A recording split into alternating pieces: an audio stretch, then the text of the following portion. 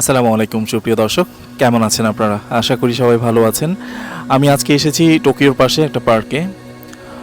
Tokyo seaside park বলা হয় এটাকে। দেখেন পার্কের আশপাশটা আপনাদেরকে একটু যদি দেখাই, একেবারে আজকে রৌদ্রোজ্জ্বল একটা দিন এবং চকচক করছে দিনটা। এই দিনে সবুজ পাতার ফাঁকে রোদ দেখা যাচ্ছে এবং সবুজ ঘাস ভরা এই পার্কটি।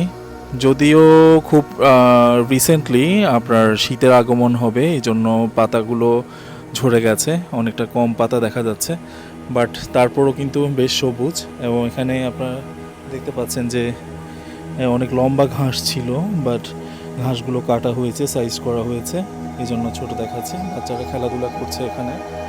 পার্কটি দেখে আপনাদের কেমন লাগছে?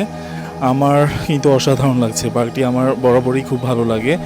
আমি কিছুদিন পর হলেও এই পার্কটায় আসার চেষ্টা